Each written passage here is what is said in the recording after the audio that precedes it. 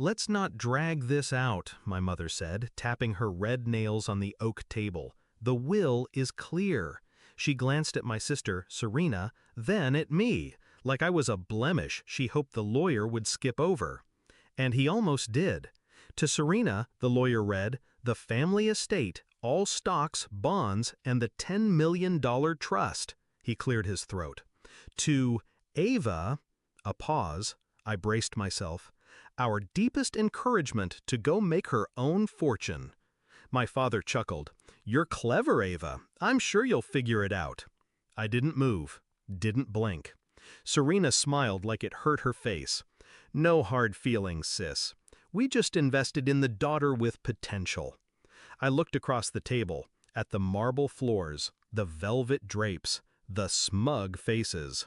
And I said nothing, but I heard everything. They were never subtle.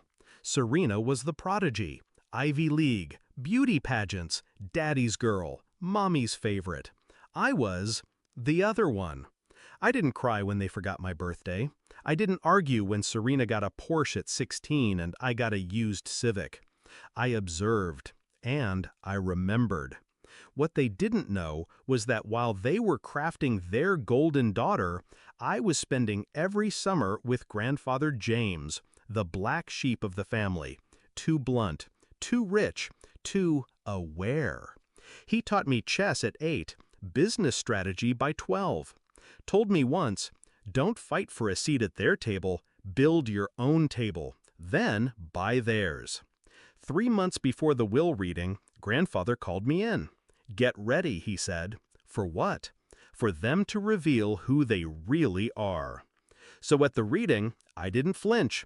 But as the lawyer closed the file and my parents reached for champagne, grandfather reached into his coat pocket, pulled out a check, slid it across the table.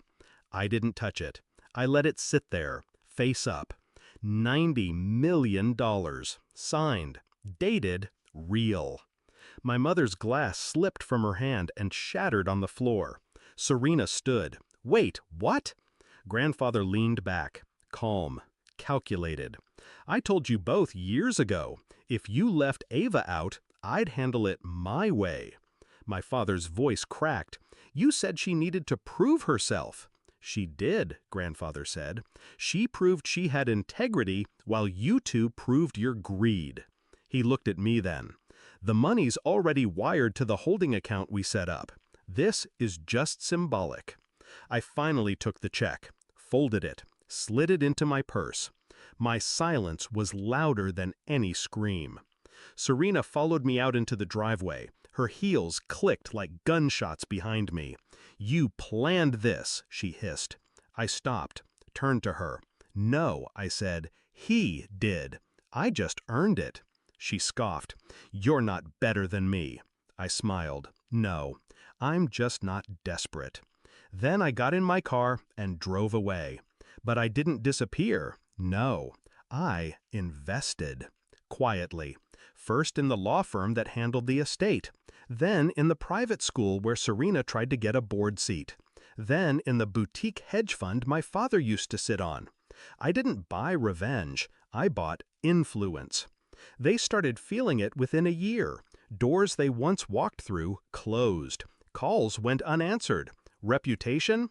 Tarnished, not by scandal, but by irrelevance.